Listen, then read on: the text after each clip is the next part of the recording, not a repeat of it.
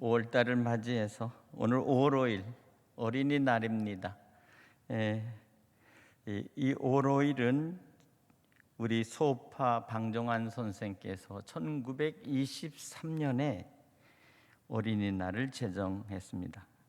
1923년 5월 1일을 이렇게 정했는데 나중에 1927년에 5월 5일로 그렇게 날짜를 바꿔서 그래서 어린이날로 정하고 그리고 이제 지키면서 어린이들을 위한 어린이의 인격 그리고 어린이들을 우리가 이것을 참 존엄하게 잘 키우자 이렇게 하여 이렇게 날을 정하고 그렇게 시작이 된 날이 어린이날입니다.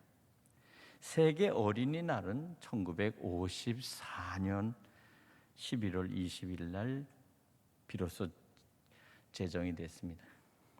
그런 걸 보면 무려 이 조선에서 이 한국에서 일제 시대였지만 1923년에 어린이날을 먼저 이렇게 정했다는 것은 아주 뜻깊은 일일 뿐만 아니라 대단한 성각자적인 그러한 안목이 아닌가 싶습니다. 바로 이것입니다. 어쩌면 일제 압제하에서도 어린 아이들을 우리가 잘 길러보자. 장차 이 조국에 크게 쓰일 이 자녀들을 어떻게 하면 잘 길러서 이 나라와 민족에게 가장 쓰임받는 그러한 귀한 자녀가 될 수 있을까 그렇게 생각을 하고 키웠겠죠. 우리 교회 1923년생 우리 노부모님이 아마 계실 것입니다. 참 그런 걸 보면 올해 98세가 되는 해인데 바로 참 이것이 얼마나 뜻깊은 일인지 모르겠습니다. 우리가 살아가면서 먹고 살기가 어렵고 또 모든 환경이 제대로 따라주지 않아서 그저 아이들에게는 예전에는 그저 그 입에 풀칠이라도 하고 그저 배골치 않게 먹여야 되겠다 하는 그런 마음을 가지고 아이를 키웠던 그러한 시절이 있었습니다. 어떻게 하면 조금이라도 춥지 않게 잘 따뜻하게 입혀볼까 하고 그런 마음을 가지고 아이를 키웠던 때가 있었죠. 지금 이 시대를 생각하면 너무 격세지감입니다. 우리는 그렇지만 이 시대 속에서 다시 한번 우리는 다음 세대, 미래 세대를 위해서 이 아이들을 어떻게 키워야 할까? 지금 교회가 이런 얘기를 합니다. 앞으로 2050년이 되면 지금 이 교회 안에서의 이 자녀들, 특별히 어린이들, 학생들, 이 아이들을 지금 이대로 방치해 버리면 한국 교회는 70%가 교인이 준다. 이렇게 지금 나와 있어요. 중간 세대를 잇는다는 것은 지금 한국 교회에 당면한 가장 큰 문제요. 지금 위기라고 할 수가 있겠습니다. 생각해 보세요. 1,000만 명의 교인 중에서 기독교가 앞으로 30년 후에 기독교가 300만으로 줄어든다라는 이야기를 한다면 이건 보통 큰 문제가 아니죠. 지금 이 시대에 살아가는 60, 70대 어른들이 다 돌아가신 후에 다음에 지금의 우리 자녀들이 40대, 어린 10대가 40대가 될 때 30년 후에 한국 교회가 300만 명으로 줄어 있다고 하는 것을 지금 이 상태로 가면 불보듯이 이 모습은 드러난다는 것입니다. 이 세대를 잇는, 앞으로 미래 세대를 위해서 이 세대의 간극을 채우는 지금 이 일은 교회가 지금 가장 시급하게 교회 학교 어린이들을 주님께로 인도해야 된다는 그러한 지금 우리에게 그러한 경고의 지금 메시지가 계속 울려 퍼지고 있어요. 저희 교회도 역시 마찬가지입니다. 지금 한국교회 모든 교회마다 우리 어린이들과 청소년들의 모습이 지금 거의 교회 전체 인원에 비해서 한 10%에서 20%밖에 안 돼요. 이것은 지금 앞으로 미래의 교회가 어떠한 형태의 교회로 바뀔 것인가 하는 것은 지금 이 어린이날을 통해서 다시 한번 우리에게 새롭게 우리 교회가 경각심을 갖고, 우리 교회도 마찬가지죠. 이 일에 대해서 우리는 기도하면서 또 어린 아이들에 대해서 어떻게 가르치고 신앙 양육을 시킬 것인가 하는 것은 굉장히 큰 우리에게 난제요, 또한 우리에게 가장 큰 문제, 바로 문제로 우리에게 지금 부각되어 있다는 사실입니다. 그러니까 정말 어린이 한 명 한 명이 엄마의 손을 잡고 교회로 나와서 신앙의 생활하는데, 그러면 이 문제가 왜 이렇게 불거졌느냐라고 하는 것입니다. 바로 그것은 부모들은 신앙생활을 하고 믿음 생활하는데 자녀들이 교회 안에서 그 신앙을 유지하도록 그렇게 아이들을 이끌어가지 못하고 있다는 사실이에요. 지금 자녀가 없는 것이 아닙니다. 교회의 실제적인 그래서 사실은 우리 이 성도들 안에서 내 자녀가 지금 제대로 신앙생활을 하고 있는지, 신앙생활을 어떻게 할 수 있도록 해야 하는지에 대한 시급한 새로운 인식과 그리고 새로운 안목을 가져야 된다는 것입니다. 이것이 바로 다음 세대를 잇는 가장 지금 시급한 문제가 되어 있습니다. 그러니까 마치 교회 나오는 어린이 한 사람은 정말 보물 같은 아이들이라는, 보물 같은 아이, 천국의 보물들입니다. 이 아이들에게 하나님의 말씀을 통해서 앞으로 키울 때 다음 세대, 미래 세대에 가장 소중한 우리 기독교의 가장 큰 하나님의 일꾼이요 교회의 일꾼이 되리라고 저는 믿습니다. 이것을 어떻게 하면 아이들을 교회로 나올 수 있도록 할 것인가, 믿음의 자리로 다시 아이들을 돌이킬 수 있겠는가 하는 것이 중요한 것입니다. 자, 그래서 저는 이와 같은 말씀 속에서 정말 믿음으로 사는 가정이 무엇일까? 믿음으로 산다. 마스크를 잠깐 벗고 말씀을 증거하도록 하겠습니다. 오늘 이 시대 속에서 믿음으로 사는 가정, 다시 말하면 부모님과 자녀들이 한 가족이 전체가 주님 앞에 나와 예배를 드리며 신앙생활을 할 수 있도록 그 가정 속에서 진정한 신앙의 공동체를 이룰 수 있게 하는 것입니다.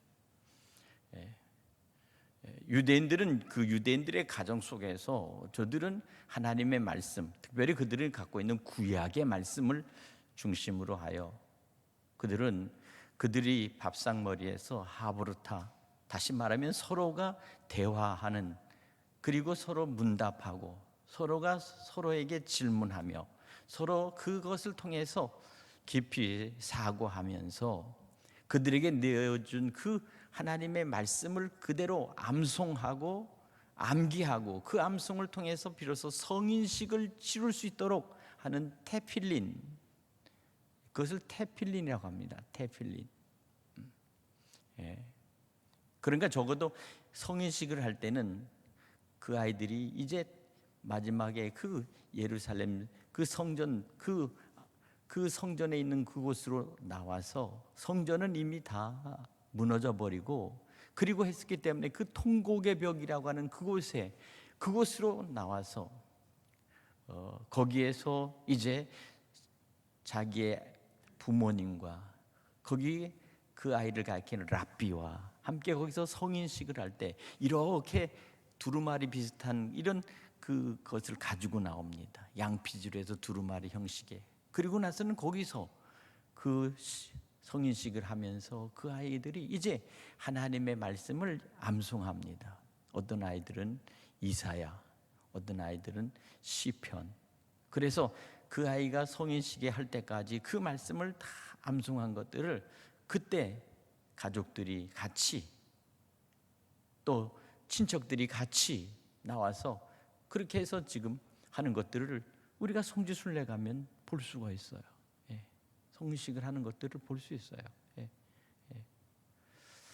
저는 그것을 가만히 보면서 이와 같은 그 교육, 그리고 그들의 정신세계 속에서 하나님의 말씀을 그리고 구약의 율법을 그리고 성경을 암송하는 이것이 훈련이 된 상태에서 그들은 철저하게 하브루트라고 하는 그 문답식, 대화식, 밥상머리 안에서 서로 같이 서로 식탁에서 서로 대화하고 그리고 끊임없이 서로 나누고 질문하고 그렇게 하는 그 대화를 하는 것입니다. 그런데 그 모든 것들에 대한 그 지혜서의 모든 것들은 그들이 이미 오랫동안 축적한 랍비들이 적어놓고 그리고 책으로 묶어놓은 그 탈무트라는 그들의 또 하나의 성경 말고 세상 속에서 얻은 지혜. 우리는 말하면 일반 상식입니다. 일반 상식. 그런데 그 일반 상식 안에는 그들이 오랫동안 경험한 그 세상 속에서 얻었던 그 지식들을, 지혜를 적어놓은 그 책들이 그대로 그들이 보관되어 있다는 거예요. 이것으로서 아이들을 가르치며 그들은 그들의 언어, 그 히브리어를 가르침으로 말미암아 그 말의 언어를 가르치고 문자를 가르치고 그리고 그것을 통해서 성경을 읽어가도록 구약을 읽어가고 해석하도록 그렇게 만들고 그렇게 암송을 시키는 것, 이것이 바로 유대인들이 이제껏 노예로 끌려가고 종으로 끌려가고 때로는 나라가 다 없어지고 그래서 1900년 동안이나 사라져버렸던 그 나라를 다시 그들이 함께 같이 모여서 다시 나라를 다시 새롭게 찾아 나라를 갖다가 세워나가는 그 일을 할 수 있었던 것은 바로 그들 안에 강력하게 들어있는 이 히브리 정신, 바로 이 정신이라는 거예요. 그들이 가지고 있는 그 하나님의 말씀을 중심으로 한 이 정신이 그 나라를 다시 세워나가며, 이건 유대인들이 가장 세계 모든 지식의 그리고 모든 부의 모든 것들을 세계를 지배하는 그러한 나라가 되었습니다.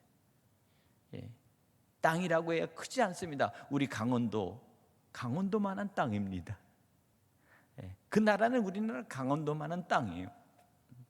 인구라고 많지 않습니다. 한 1200만 명 정도밖에 안 됩니다. 그런데 어떻게 그들이 세계 모든 과학 그리고 세계 의학 그리고 세계 속에서는 뭐 여러 가지 모든 것들을 그렇게 지배하는 가장 우수한 그러한 두뇌 집단이며 또한 지도자의 집단으로 세계의 부를 지배할 수 있을까? 바로 그 비결이 무엇일까?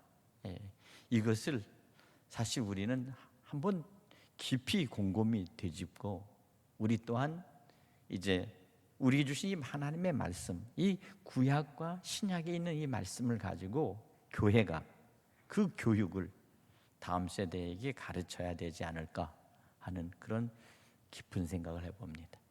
이미 이 교육은 시작이 된 것 같아요. 이 교육이 벌써 한 5년 전부터 이제 비로소 교회마다 시작을 하는, 시범적으로 시작하는 교회들이 생겼고, 또 지금 그것을 새로운 방향으로 한국식 이 하브르타라는 것으로 지금 이렇게 해서 다시 교육을 하는 김정진 교수, 서원대 김정진 교수가 계십니다. 이분이 지금 그 교육을 지금 시도해서 앱으로 해서 그 앱으로 지금 들어가는 사람들이 한 15,000명 정도가 지금 그 교육을 통해서 어린 아이들에게, 청소년들에게 엄마 아빠들이 교육을 시키는 그 앱이 생겼다고 그래요. 그러니 우리가 또한 이것은 교회 안에서도 다시 깊이 생각해 봐야 될 문제요. 시급하게 필요하다면 시급하게 도입해서 우리 또한 그와 같은 교육을 실시하는 것이 가장 좋지 않을까 하는 생각을 갖고 있습니다. 빠르면 빠를수록 저는 좋다고 생각하고요. 어쨌든 바로 그와 같이 우리가 뭐 꼭 유대인이 될 필요는 없습니다. 또 유대인이 될 수도 없지요. 그러나 한 가지 중요한 것은, 놀라운 사실은요, 유대인들과 한국 사람 그리고 일본까지 유대의 우리의 그 정신과 옛 그 위로 올라가면 서로가 그 하나로 어떻게 통한다는 거예요. 놀랍게도 이 민족의 그 유래에 올라가면, 그래서 유대인들이 한국에 있는 그 옛 조각이나 무덤이나 이런 비에 보면 유대인들만이 고유의 양식에 있었던 그것이 지금 한국과 일본에서 발견이 돼서 일본 이 히브리 이 이스라엘에서 성경학자들이 한 20명 정도가 와서 그것을 확인하고 갔다고 합니다. 지금 그래서 그들이 생각하고 그들이 한 것은, 도대체 이 민족이 어떻게 흘러가서 이렇게 서로가 이런 그 자기들이 많이 가지고 있는 고유의 문형을 그대로 가지고 있을까? 그래서 놀랍게도요, 먼저 이것을 제일 먼저 발견하고 나타난 것이 일본 학자들이 자기들의 문형에 여기 보니 이 히브리즘의 문형이 우리한테 있다. 그것은 다시 말하면 이것이 전래돼서 자기들이 제2의 이스라엘이다 하고 일본 사람들이 그걸 주장했어요. 그랬는데 그걸 바라보면서 한국에 있는 사람, 저건 우리도 있는데? 라고 얘기했어요. 저건 우리도 있는데. 다시 말하면 우리가 있고, 그리고 우리가 있는 그것을 가지고 다시 우리 민족, 우리의 사람들이 일본으로 넘어가서 거기도 거기 있다는 걸 결국 증명한 결과가 되죠.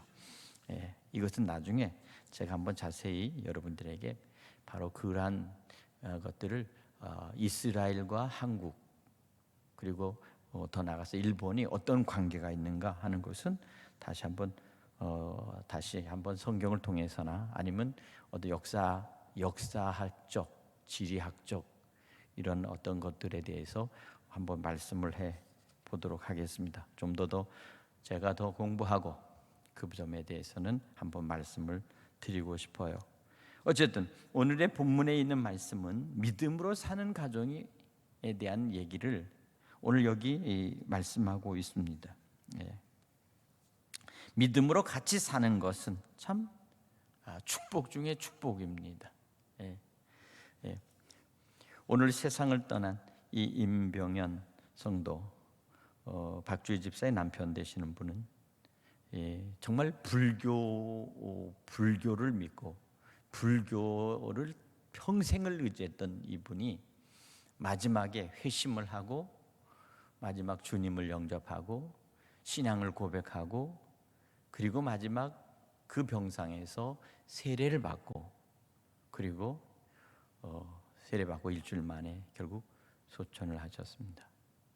참 기적 같은 일이 벌어진 거예요. 그 집안에서는 기적 같은 일이 벌어진 거예요.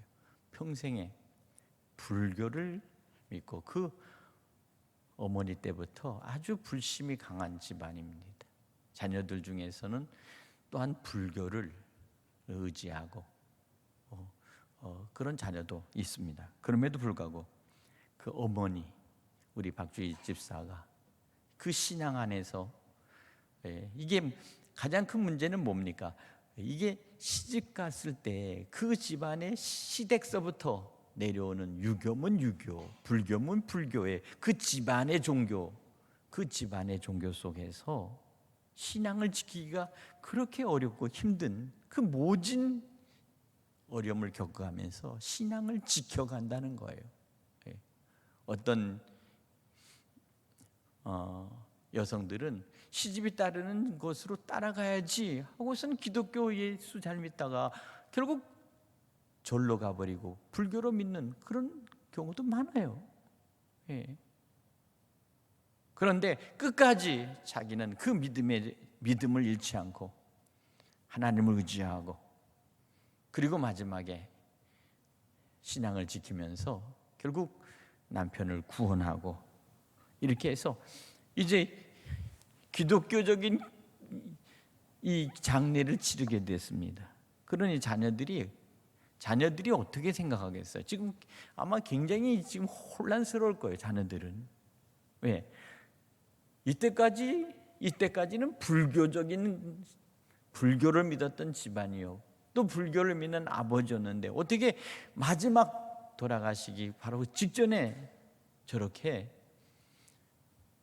신앙과 믿음을 바꿔서 이제 예수를 믿고 세례를 받고 그러면서 어머니가 따르는 그 신앙으로 그렇게 장례를 치르도록 그렇게 하는 것은 놀라운 일 아니겠어요?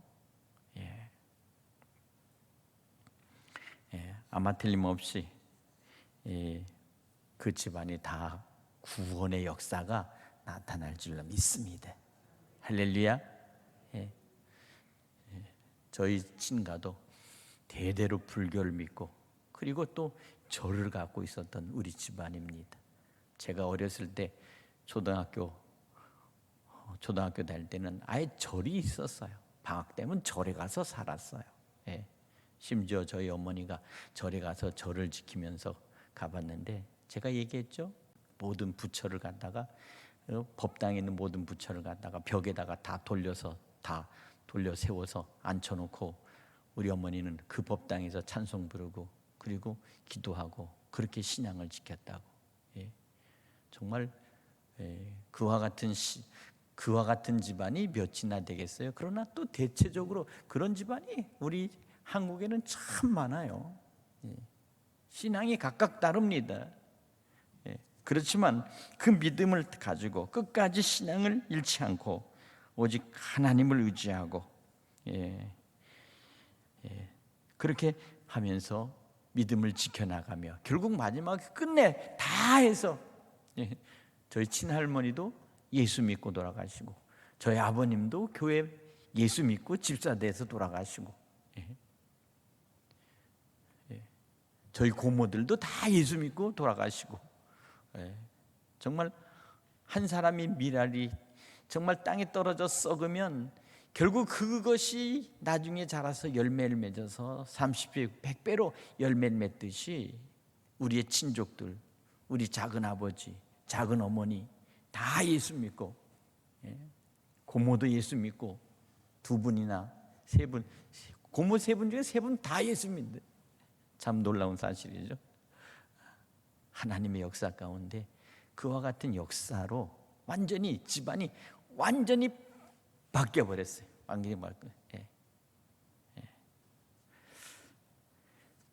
오늘 저는 그것을 보면서 오늘 여기 믿음으로 사는 가정은 어떤 가정인가에 대해서 오늘 여기 말씀하면서 오늘 여기 사도 바울이 빌립보에 이르렀을 때 마게도냐 이 첫 성에 갔을 때 바로 그 강가에 서서 거기에서 빨래 빨고 모여 있는 여자들에게 말을 합니다. 놀랍게도 그곳에서 하나님을 믿으라고 복음을 전했겠죠. 당신들은 하나님을 믿어야 합니다.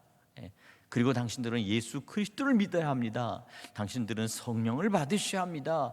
이것을 받음으로 영생을 얻고 영원한 하나님의 백성이 되고 천국 시민이 될 수 있습니다 라고 그들에게 얘기했겠죠. 이 그리스 땅에 있는 이 헬라 철학에 물들어 있는 저들에게 사도 바울이 이 빌립보에서 저들에게 얘기할 때 그들이 얘기하는 속에서 사람들이 귀를 열고 듣기 시작하는데, 그때 놀랍게도 여기 두아디라에 있는 자주장사였던 하나님을 공경한 루디아라는 여자가 그 말씀을 듣고 복음을 받아들입니다.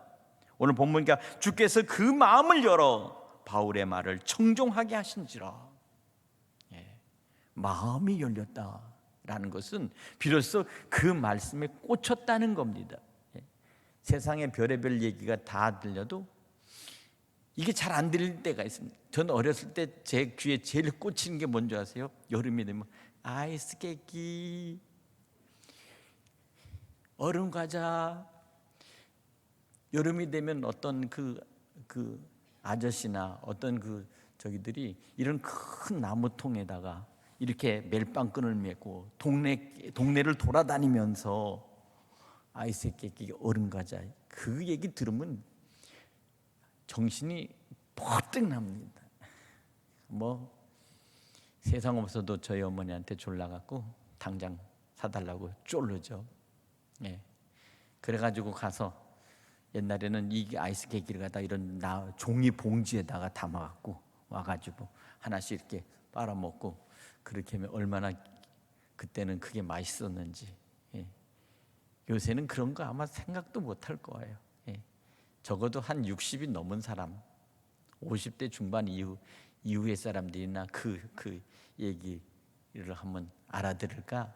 요새 젊은 사람들이 무슨 마트나 이런 데 가면 뭐 얼마나 많습니까? 그렇죠?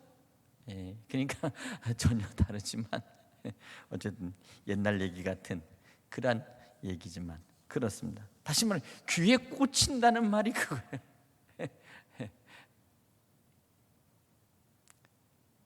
하나님께서 말씀을 열어 저들의 마음이 혹 동하는 것입니다. 마음이 동한다.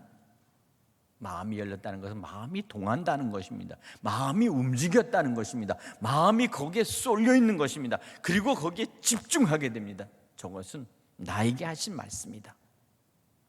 저 말씀을 나는 꼭 듣고 나는 저 말씀이 내게 주신 말씀이라고 믿는다는 믿음이 그 순간 들어오는 것입니다. 오늘 여러분에게 이 밤에 그리스도의 믿음, 성령의 믿음이 여러분 속에 확신하게 들어가기를 간절히 축원합니다. 믿으십니까? 바로 이것입니다. 사도 바울의 말을 통해서 복음을 전할 때 바울의 말을 청종하게 하셨다라고 말합니다. 그리고 그 다음에 어떤가? 저와 그 집이 다 세례받고 사도 바울을 초청했습니다. 그리고 내 집으로 오십시오. 그리고 나와 그리고 우리의 모든 가족과 형제들이 다 이제 세례를 받고 우리가 그 복음을 받아들이겠습니다. 이것이 바로 빌립보 교회 처음 첫 성도를 얻고 구원의 역사가 나타나는 바로 그 시작입니다. 그리고 나서는 사도 바울을 청하고 바울과 실라를 청해서 말합니다. 만일 나를 주 믿는 자로 알거든 내 집에 들어와 유하라 하고 강권하여 있게 하니라. 빌립보는 마게도니아의 첫 성입니다. 마케도니아라고 하는 이 반도, 발칸반도, 이 마케도니아, 다시 말해 그리스를 갖다가 마케도니아라고 하는 나라로서 옛날에 필립이 거기서 이제 세계를 제패하는 그러한 이제 알렉산더 원래 이름이 필립입니다. 알렉산더, 그 마케도니아의 왕이죠. 다시 말해 그리스의 왕입니다. 이와 같은 이 빌립보, 그러니까 필립이라고 하는 바로 그것이 알렉산더의 아버지의 이름이 필립입니다. 필립, 필립 공. 자, 거기 그 지역이 바로 빌립보입니다. 빌립보. 예. 근데 이것을 한글로 빌립이라고 했죠. 원래는 필립입니다. 어쨌든 저는 여기서부터 복음이 시작되었다는 사실입니다. 예. 그리고 나서 어떻게 합니까? 여기 나를 주 믿는 사람으로 알거든 내 집에 와서 유하라. 예. 다시 말해 주의 종을 받아들였습니다. 예. 여기서 한 가지 중요한 것은 바로 이것입니다. 신앙의 대상은 하나가 되어야 된다는 것입니다. 한 가족은 한 가지의 신앙입니다. 아빠는 불교, 어머니는 기독교, 아니면 시집은 유교, 뭐 이렇게 갈라져 버리면 복잡해져요. 지금 그렇게 된 집이 너무나 많습니다. 그렇죠? 예. 만일 자녀가 10명이라고 하면 이 자녀들이 각각 자기들이 믿는 신앙은 자유니까 우리는 각각 우리가 선호하는 것을 믿겠습니다 해가지고는 자녀들이 하나는 부처를 믿고 하나는 하나님 부르고 하나는 알라 믿고 어떤 딸은 귀신 따라가 귀신을 믿고 점치는 데 쫓아가고 그렇게 하면 되겠어요? 그래서는 형제들이 서로가 이 영적으로 하나가 되지 않으면 서로 생각이 다르고 가치관이 달라집니다. 그리고 마음이 달라져요. 한 가족이 뿔뿔이 각각 다른 종교를 선택하면 그 영적인 갈등과 정신적인 혼란이 있어지기 때문에 하나가 될 수가 없다. 예. 언제나 신앙의 대상, 믿음의 대상은 하나가 돼야 되는데 오직 여호와 하나님의 말씀 안에서 예수 그리스도의 복음으로 하나가 되어야 된다. 할렐루야. 믿으십니까? 두 번째는 중요한 건 뭡니까? 가는 곳이 같아야 된다는 것입니다. 예. 한 사람은 극락으로 간다 그러고 한 사람은 천국으로 간다 그러고 한 사람은 그냥 저 홀령이 돼서 저 무주 구천에 떠도는 거지. 이렇게 해서는 안 된다는 겁니다. 예. 모두가 다 같이 궁극적인 목적은 하나님의 나라, 그리고 궁극적으로 우리가 취해야 될 것은 영원한 영생, 그리고 영원한 우리에게 주시는 생명의 부활의 영광으로 참여해야 된다는 이것이 하나가 될 때 바로 그 가정이 서로가 하나님께 영광을 돌리는 것입니다. 예. 가는 곳이 같아야 돼요. 가는 곳이 같아요. 예. 예. 셋째로는 사는 방법이 같아야 된다는 것입니다. 다시 말하면 같은 믿음으로 같은 신앙을 갖고 같은 삶의 어떤 패턴이 같아야 된다는 것입니다. 예. 예. 그러니까 이와 같은 것이 하나가 될 때 비로소 가정은 하나님 은혜 가운데 축복을 받게 된 줄로 믿습니다. 예. 오늘 주신 말씀을 통해서 하나님을 공경하는 이 두아디라에 있었던 이 자색장녀 루디아, 하나님께서 저를 축복하여 주실 줄 믿고 그는 그 말씀 앞에 온전히 자기의 모든 것들을 바치면서 바울의 말에 청종했다는 것입니다. 사도행전에 보면 세 가정이 나옵니다. 사도행전 10장 48절에 보면 고넬료가, 로마의 백부장인 고넬료가 그와 그의 가족이 한날 세례를 받고 하나님의 복음을 받아들이는 놀라운 역사가 있었습니다. 16장 34절에 보면 빌립보의 간수가 그와 그 가족들이 그 밤에 다 세례를 받고 비로소 믿음으로 하나 되는 것입니다. 사도행전 18장 8절에 보면 회당장 그리스보와 그의 집안 온 식구가 함께 같이 세례를 받고 하나가 되는 것을 볼 수 있습니다. 놀라운 사실은 바로 그겁니다. 그와 함께하는 이 가정, 고넬료의 가정, 빌립보 감옥의 간수의 가정, 회당장 그리스보의 가정, 오늘 루디아와 그의 온 집 가족이 다 한날 세례를 받고 참된 신앙 안에서 하나로 시작하는 바로 이것. 복음은 한 사람뿐만 아니라 그 온 식구를, 온 가족이 하나님 안에서